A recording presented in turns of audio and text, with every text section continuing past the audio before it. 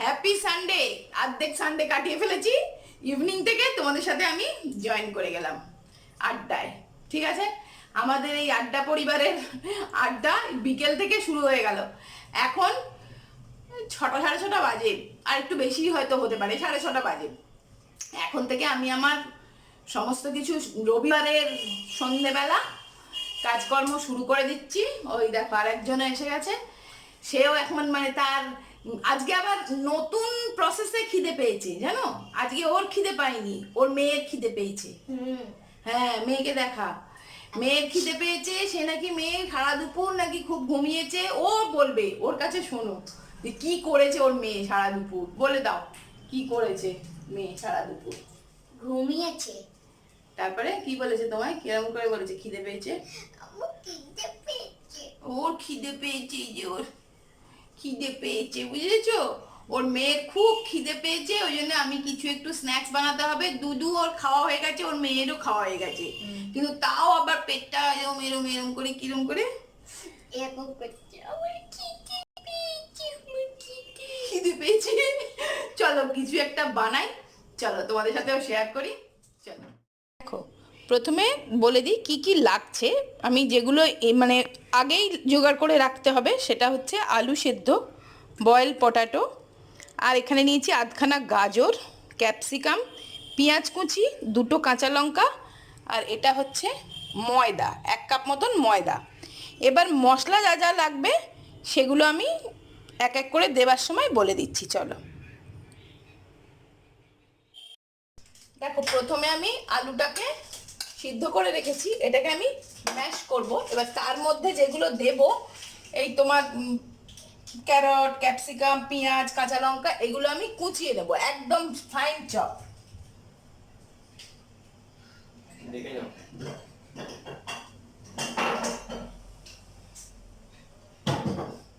এরকম হ্যাঁ, এই দেখো, এইগুলোকে আমি এই সমস্ত ভেজিটেবলস গুলোকে আমি একদম ফাইনলি চপ করে নিচ্ছি।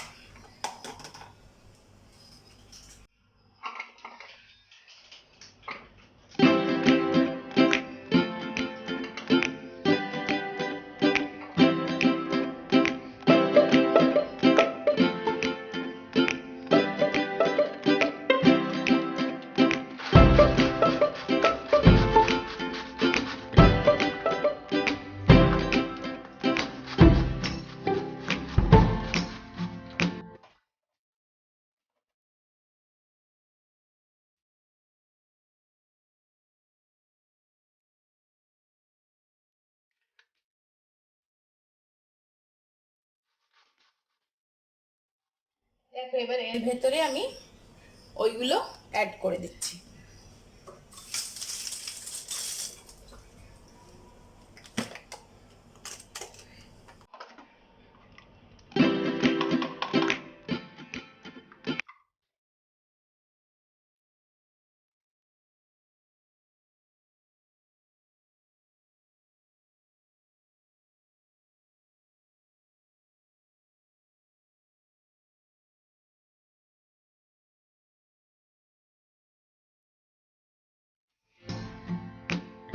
একে একে মশলা, নুন আগে দিই,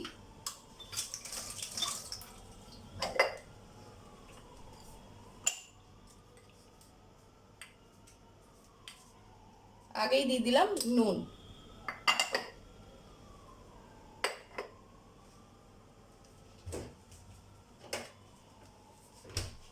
একটু জিরের গুঁড়ো দিচ্ছি,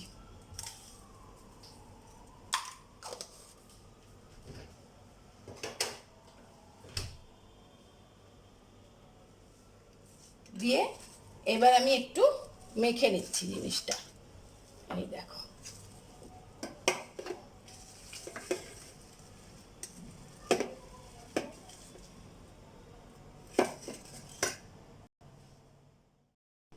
দেখো এইটা আলুর সাথে ওইগুলো মেখে নেওয়ার পর আমি অ্যাড করছি একটু ময়দা।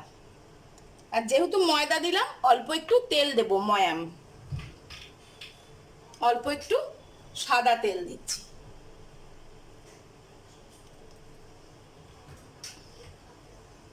এবার আমি এটাকে মাখবো। মাখবার সময় যদি আরেকটু ময়দা লাগে তাহলে আবার ময়দা আমি অ্যাড করতে পারি।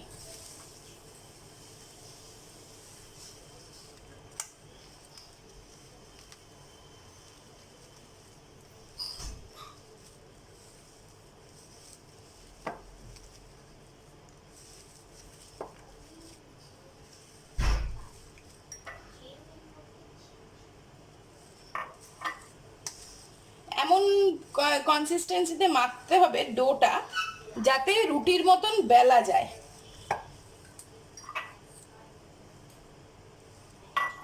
আস্তে আস্তে আমি পুরো ময়দাটাই দিয়ে দিলাম 1 কাপ।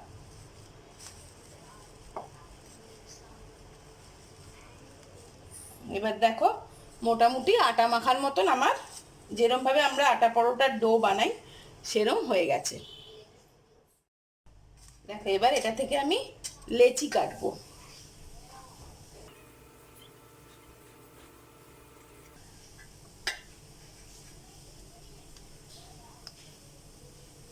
দেখো এইরকম সাইজের বড় সাইজের লেচি কেটে বেলবো। এবার দেখাচ্ছি, দাঁড়াও কিভাবে বেলবো, কিভাবে করবো।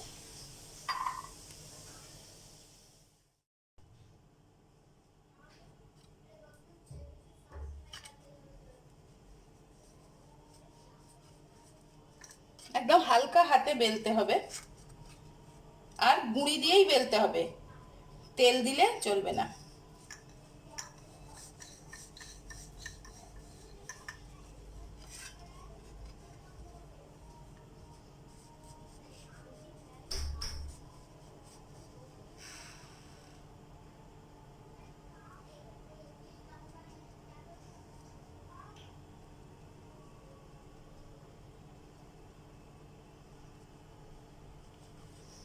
দেখো এরকম মোটা, একটু মোটা করে এটা আমি বেলে নিয়েছি।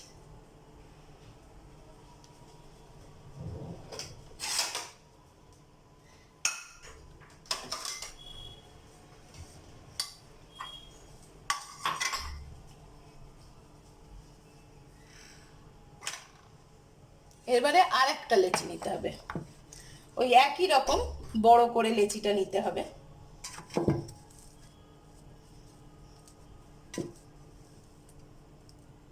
টেবিলে রেখে এই দেখো,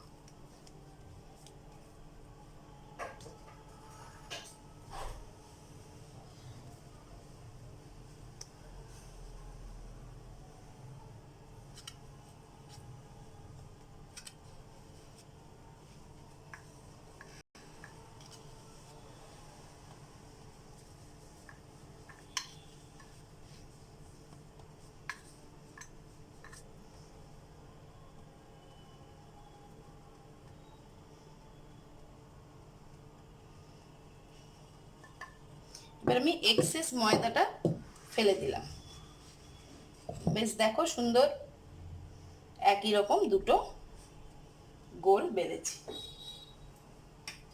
এইবার আমি এইভাবে চিজ কিউব কেটে নিয়েছি, এইভাবে একটা একটা করে দেবো।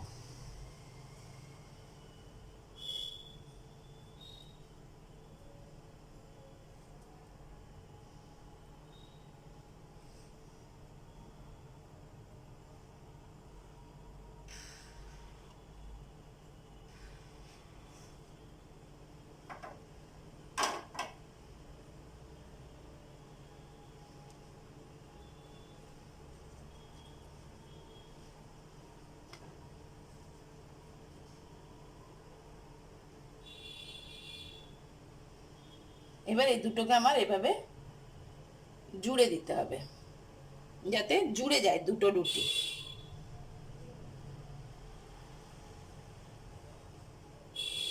দেখো দুটো রুটি একদম জুড়ে গেছে।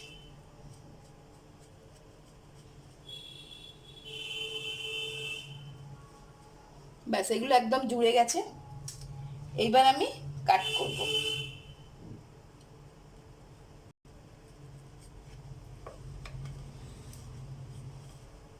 এই কাপড়টা সরিয়ে নিতে জিম্মা।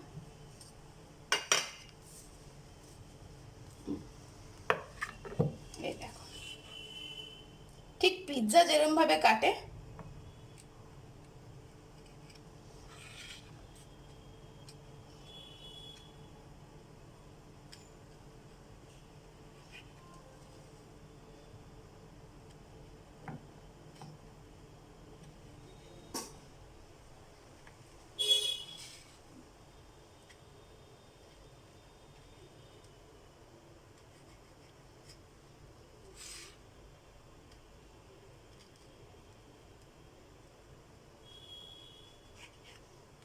দেখো কেটে ফেলেছি।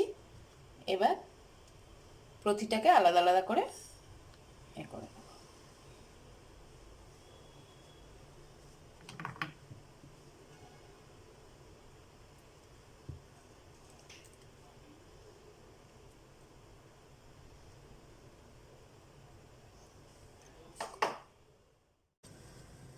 দেখো এইগুলো আমার সমস্ত তৈরি হয়ে গেছে, প্রত্যেকটাই কেটে কেটে আলাদা আলাদা করে নিয়েছি।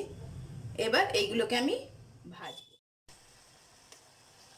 একটু টাইম নিয়ে সিম আঁচে ভাজতে হবে, সিম না করে ভাজলে না পুড়ে যাবে। একদম দেখো গোল্ডেন ব্রাউন হয়ে গেছে, আমি এটাকে উঠিয়ে নিচ্ছি।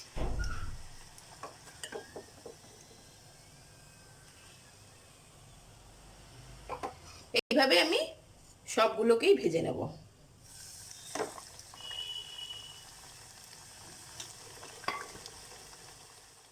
গেল, ওই দেখো পেটুগ্রাম এসে গেছে, দেখেছো তো? মানে এই সব খাওয়ার ব্যাপারে পেটুক, বুঝেছো তো? ভাত রুটি এইসব খাওয়ার ব্যাপারে ও ভীষণ স্লো।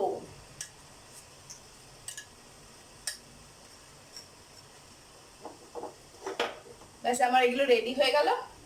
এবার তোমাদেরকে ভেঙে দেখাচ্ছি এগুলো কি বানিয়েছি। জিম্মা समोसा। সমোসা বলছে না, সমোসা নয়, কিছু একটা তোমরা নাম দিও তো। এটা কি স্ন্যাক্স, বাট এটা কি স্ন্যাক্স এটার নামটা তোমরা দিও। বলো ভেজিটেবল সমোসা।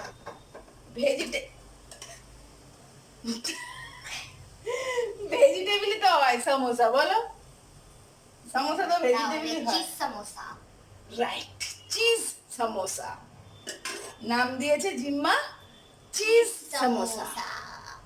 বানিও বাড়িতে। এবার আমি ভেঙে দেখাই। এই দেখো,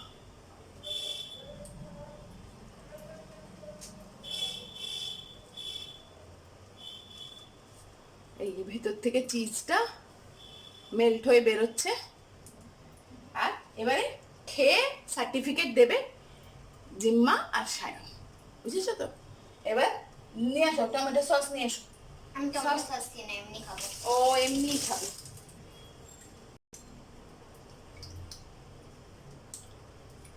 চিন্তা করছে এখন, বুঝেছো? চিন্তা চিন্তা। দাদাকে ডাক।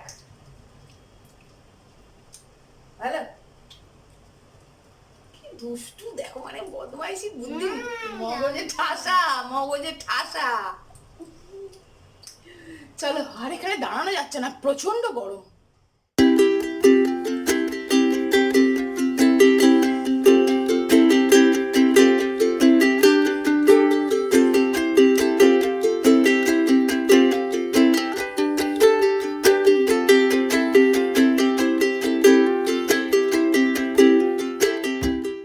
এত গরম না, আমি পুরো ঘেমে স্নান হয়ে গেছিলাম ওইগুলো ভাজতে গিয়ে, জানো তো? আমি নিজেই ভাজা ভাজা হয়ে গেছি। দিয়ে আমি জামা কাপড় ছেড়ে বাবা আমি আগে রুমে চলে, ব্যাস ওইগুলো ভাজা হয়ে গেল, ওদেরকে দিয়ে এসেছি, খাচ্ছে। দারুণ হয়েছে খেতে, মানে জাস্ট ইয়াম্মি যাকে বলে, একদম ভেতর থেকে সেই চিজটা মেল্ট হয়ে বেরোচ্ছে। মানে খুব হ্যাপি হয়ে গেছে দুজনে, খুব আনন্দ করে খাচ্ছে। সুবি বেশি খায় না অত ডিপ ফ্রাই, ও একটুখানি খেলো, ও একটা থেকে আমি আরও হাফ হাফ খেলাম। এবার 6টা মতন হয়েছে, আর বাদ বাকিটা ওরা যা খাবে খাবে, তারপরে রেখে দেবো, দেখবো কি করি। দিয়ে এই আর কি, ওইগুলো হয়ে গেল। একদিন ট্রাই করো, ভীষণ ভালো খেতে, ভীষণ ভালো। শুধু ডিপ ফ্রাই এই যা, তা নাহলে মানে একদিন একদিন খাওয়াই যায়। খুব ইয়াম্মি টেস্টি হয়েছে একদম। আর কত ইজি দেখলে তো বানানো, এমন কিছু বিরাট কিছু না। মানে এখন কি বলো, এবার আসি আমি থাম্বনেলে যেটা দিয়েছি, যে আমার বাপের বাড়ি কোথায় বা বাপের বাড়ি নেই কেন। দেখো, যারা আমার পুরনো বন্ধু তারা সবাই জানে যে আমি বেহালার মেয়ে, আর পড়াশোনা করেছি হলদিয়ায়, থাকতাম ক্লাস 10 অবধি আমি হলদিয়ায় পড়াশোনা করেছি, তারপরে আবার বেহালাতেই চলে এসেছিলাম। মানে অ্যাকচুয়ালি বেহালাই আমার বাপের বাড়ি, আমার বাবার নিজের বাড়ি ছিল বেহালায়, ওটাই বাবার নিজের বাড়ি, দোতলা বাড়ি আমাদের বেহালায় ছিল। মানে বাড়িটা এখনো আছে, কিন্তু সেটা আমার আর বাপের বাড়ি বলে কিছু নেই। সেখানেই আমি ছোট থেকে মানুষ হয়েছি। অনেক গল্প তোমাদেরকে আগেও করেছি। আমার বাড়িতে একটা পেয়ারা গাছ ছিল, সেই গাছে আমি গাছে চড়ে পেয়ারা খেতাম। আমি না ইমোশনাল হয়ে পড়ছি জানো তো, মানে ছোটবেলার কথা মনে পড়লে বলো, নিজের বাড়ি, ইমোশনাল হয়ে পড়ছি। সেই পেয়ারা গাছে চড়ে আমি পেয়ারা খেতাম, আমি আমার দাদা দুজনে মিলে। আমার একটাই দাদা। আর সেই বাপের বাড়িটাতে আমি এখন যেতে পারি না জানো তো।